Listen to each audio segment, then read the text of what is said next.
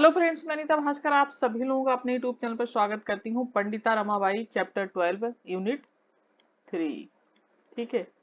और आशा करती हूँ कि वीडियो आपको बेहद पसंद आएगी। और आज का हमारा चैप्टर है पंडिता रमाबाई। और वीडियो पसंद आए तो लाइक शेयर कमेंट करिएगा। चैनल पे अगर नए हैं तो जरूर सब्सक्राइब कर लें, बेल आइकन प्रेस कर लें, जिससे नई वीडियो की नोटिफिकेशन आपको मिलती रहे। तो चलिए शुरू करते हैं।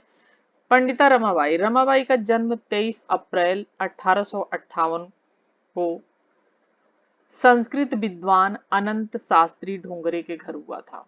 ठीक है, अनंत शास्त्री डोंगरे। शास्त्री की दूसरी पत्नी लक्ष्मीबाई डोंगरे थी और उन्होंने अपनी दूसरी पत्नी और बेटी रमाबाई को संस्कृत ग्रंथों की शिक्षा दी। भले ही संस्कृत और औपचारिक शिक्षा के सीखने की महिलाएं जो है निचली जातियों के लोगों के लिए मना किया गया था।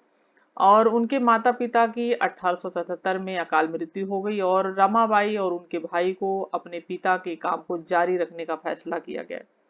भाई बहन ने पूरे भारत में यात्रा की और प्राध्यापक के रूप में रमाबाई की प्रसिद्धि कलकत्ता पहुंची। ठीक है।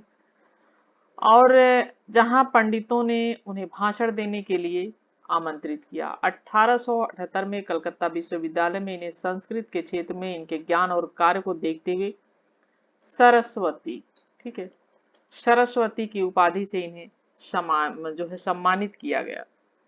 ठीक है। और 1880 में इनके भाई की मौत हो गई तो इन्होंने रमाबाई ने बंगाली वकील विपिन बिहारी दास, ठीक है, जो थे उनसे इन्होंने विवाह कर लिया। और इनके पति एक बंगाली कायस्थ थी। ठीक है, इसलिए शादी अंतरजातीय और अंतर क्षेत्रीय थी और दोनों की एक पुत्री हुई थी जिसका नाम इन्होंने मनोरमा रखा था। ठीक है। और रमाबाई अपने समय के सामाजिक रूप से परित्यक्त जो है घरेलू हिंसा शोषण की शिकार स्त्रियों के लिए संस्थान की स्थापना उन्होंने की थी। ठीक है। और पति और पत्नी ने बाल विधवाओं के लिए एक स्कूल शुरू करने की योजना बनाई थी और 1882 में इनके पति की भी जो मृत्यु हो गई थी। तो उन्होंने काफी तकलीफें झेली थी। और जैसा कि पंडिता रमाबाई एक प्रतिष्ठित भारतीय ईसाई समाज सुधारिका, सामाजिक कार्यकर्ता और कवि वैद्यता थी। भारतीय महिलाओं के उत्थान की प्रबल समर्थक थी। ब्राह्मण होकर भी एक गैर ब्राह्मण से इन्होंने जैसा कि विवाह किया था जिनका नाम विपिन बिहारी मेघावी था। और इनका जन्म हुआ था 23 अप्रैल 1858 को कलकत्ता के कनारा जिले में। उनके पिता संस्कृत के विद्वान थे जिन्होंने उन्हें संस्कृत ग्रंथों का अध्ययन कराया था और उन्होंने हिंदू धर्म में लड़की महिलाओं की स्थिति पर प्रश्न उठाए तथा ईसाई धर्म को अपनाया था। उन्होंने पितृसत्तात्मक समाज का विरोध किया था और 1989 में भारत सरकार द्वारा उनके नाम पर डाक टिकट जारी किया गया था। ठीक है। और इनकी रचनाएं हैं the high caste Hindu woman 1887, a testimony 1917, Stree Dharma Neeti 1882, voice to England 1883, famine experiences in India 1890, the New Testament 1924, the life of the Christ 1924, history of the Brahmo Samaj ये, और early life story and travels in India, peoples for the United State, rise and fall of the Aryan race. तो ये इनकी महत्वपूर्ण रचनाएं हैं जो आपको याद रखनी है, नोट करना है। महिला सुधार संबंधी विचार। तो 1882 में महिलाओं की स्थिति में सुधार लाने के लिए पंडिता रमाबाई ने पूना में आर्य महिला समाज की स्थापना की। इंपॉर्टेंट पॉइंट है, इसे नोट करें। और जो महिला भारतीय महिला संगठन था, जो पहला भारतीय महिला संगठन था, ठीक है, जो पहला भारतीय महिला संगठन था और जिसका लक्ष्य देहाती स्त्रियों में शिक्षा की बढ़ोतरी करना तथा बाल विवाह को रोकना था। क्योंकि पहले बहुत बचपन में विवाह हो जाता था, पैदा होते ही कई बार विवाह कर दिया जाता था। बच्चों को पता ही नहीं होता था कि हमारी शादी हो चुकी है, बड़े होते थे तब उन्हें पता था हमारी शादी भी हो चुकी है।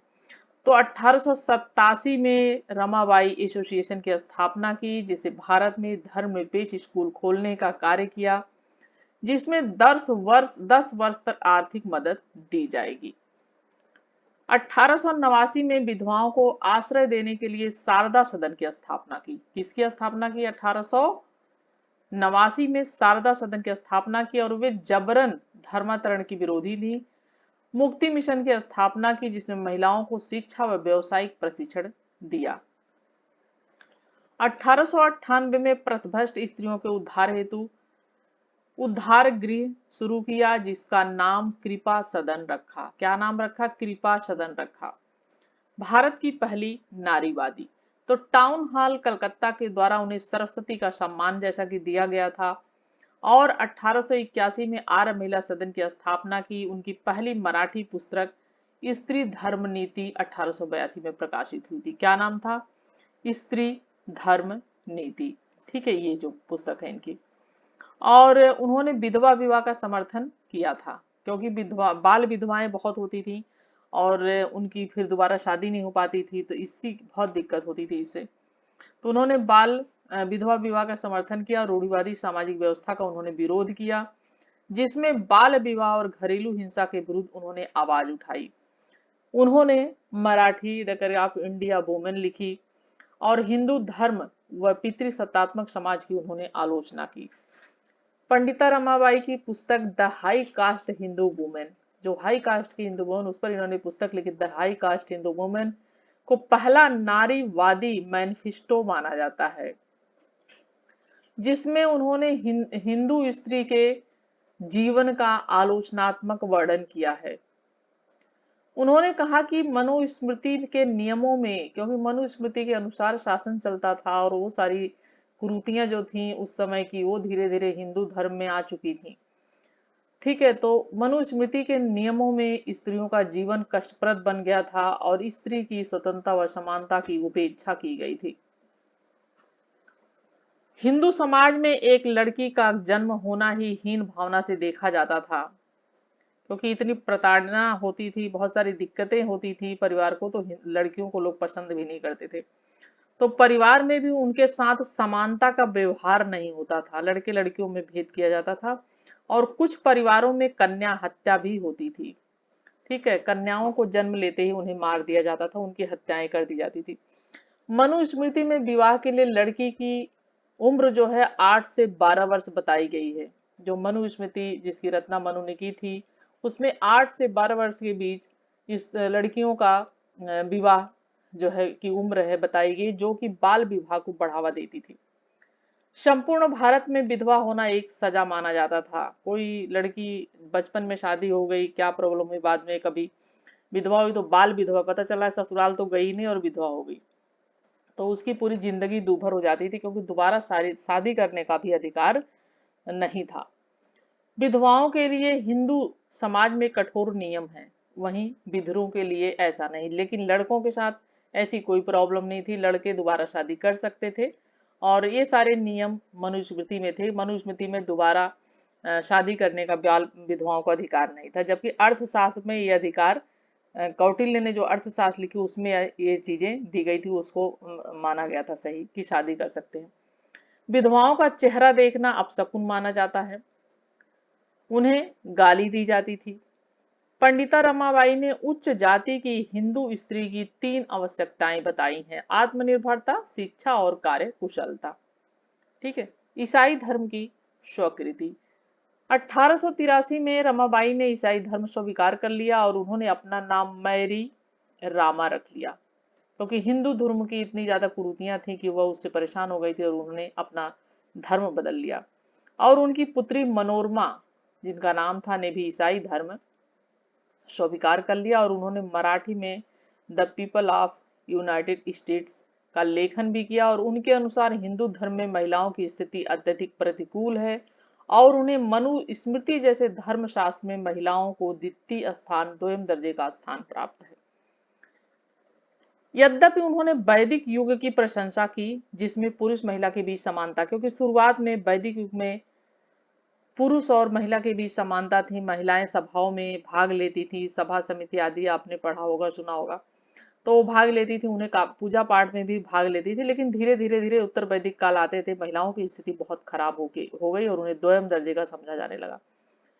और उन्होंने अपनी सर्वाधिक लोकप्रिय पुस्तक the high caste Hindu women में हिंदू धर्म की महिलाओं का जो पीड़ित स्थिति, उसका उन्होंने उल्लेख किया है the high caste Hindu women में। लैंगिक न्याय, उनके अनुसार महिलाओं को शिक्षित करने की आवश्यकता है तथा महिलाओं को अपनी इच्छा से विवाह करने की स्वतंत्रता होनी चाहिए। जिससे वे आत्मनिर्भर बन सके।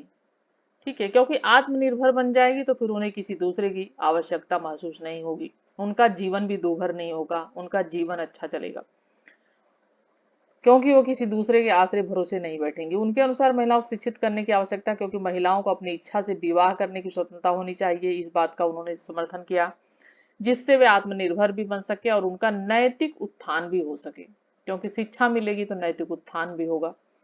उन्होंने नारीवाद के लिए सीता सावित्री मॉडल का समर्थन किया, जो अत्यधिक विवादास्पद भी है, क्योंकि जहां एक तरफ नारीवाद वहां सीता सावित्री मॉडल का समर्थन किया, तो यह इसलिए विवादास्पद कहा जा सकता है कि जो वो कार्य कर रही थी उसके हिसाब से। तिलक की आलोचना, उन्होंने राष्ट्रवादी विचारक बाल गंगाधर तिलक की आलोचना की। उनके अनुसार तिलक सामाजिक सुधारों और महिलाओं के समान अधिकारों के समर्थक नहीं है, क्योंकि बाल गंगाधर तिलक ब्रिटिश सरकार द्वारा किए गए सामाजिक सुधारों का विरोध करते थे। तिलक के अनुसार ब्रिटिश सरकार सामाजिक सुधारों के नाम पर भारतीय समाज को विभाजित कर रही है, ऐसा वो सोचते थे। राष्ट्रवादी विचार पंडिता रमाबाई के, रमाबाई ने अमेरिका और यूरोपीय देशों की भी उन्होंने यात्रा की और 1886 उनके अनुसार भारत में एक ऐसे राष्ट्र का निर्माण होना चाहिए जिसमें सभी नागरिकों को स्वतंत्रता प्राप्त हो, और उनके अनुसार आधुनिक भारतीय राष्ट्र का निर्माण अमेरिका के आधार पर होना चाहिए। ठीक है, जाति व्यवस्था पर विचार, शास्त्रों को लिखते समय शूद्र व नारियों से कोई सलाह नहीं ली गई व उन पर एक तरफा सामाजिक बंधन लगाए गए। जाति व्यवस्था का आर्य मॉडल ही हिंदू राष्ट्र के अपघटन का कारण है, उन्होंने कहा। संस्कृत भाषा जो है वो स्त्री विरोधी, क्योंकि देखिए मनुस्मृति में खुद लिखा गया भाषाएं आदि शूद्र और स्त्रियों को ये सब संस्कृत भाषा नहीं पढ़नी चाहिए, उन्हें वेद पुराण नहीं पढ़ने चाहिए, ये सारी चीजें दी गई। तो उन्होंने कहा संस्कृत भाषा जो है स्त्री विरोधी है। जाति व्यवस्था के विरोध के लिए प्रतिलोम विवाह का समर्थन किया, अंतरजातीय विवाह, विधवा पुनर्विवाह पर भी उन्होंने बल दिया। ठीक है, जैसे पहले अनुलोम विवाह प्रतिलोम विवाह होते थे। वर्ण व्यवस्था व जाति व्यवस्था मनुस्मृति की देन है, जो कि अन्यायपूर्ण है, उन्होंने कहा। जातिवाद की समाप्ति हेतु पंडिता रमाबाई ने शारदा सदन की स्थापना की व धर्म निरपेक्षता तथा जाति निरपेक्षता पर उन्होंने बल दिया, इक्वलिटी पर बल दिया, समानता पर उन्होंने बल दिया। हिंदू धर्म का विरोध एवं ईसाई धर्म पर बल दिया। पंडिता रमाबाई ने हिंदू धर्म का विरोध किया, क्यों? उनका मानना था कि हिंदू धर्म महिलाओं का विरोधी है, और बात सही थी। कर्मकांड को बढ़ावा देता है। हिंदू धर्म ग्रंथों का ज्ञान होने के बावजूद उन्होंने सिर्फ तिरस्कार उन्हें मिला। हिंदू धर्म में शूद्र व स्त्रियों को सदैव नीचा दिखाया जाता है, इसलिए हिंदू धर्म का विरोध किया तथा ईसाई धर्म को प्रगतिशील माना उन्होंने, जिसमें व्यक्ति की स्वतंत्रता पर बल दिया जाता है और ईसाई धर्म में ही स्त्रियों की प्रगति संभव है। यही सोचकर उन्होंने ईसाई धर्म स्वीकार कर लिया था। ठीक है, तो पंडिता रमाबाई आपका चैप्टर 12 जो है ये खत्म होता है, और उसके बाद फिर नेक्स्ट चैप्टर। और आशा करती हूँ वीडियो आपको पसंद आई होगी, और पसंद आई हो तो प्लीज लाइक शेयर कमेंट जरूर करिएगा, और चैनल पे नए हो तो जरूर सब्सक्राइब कर लीजिएगा। ठीक है, और इसी के साथ फिर नेक्स्ट वीडियो में आप सभी से मिलती हूँ। तब तक के लिए thank you for watching video.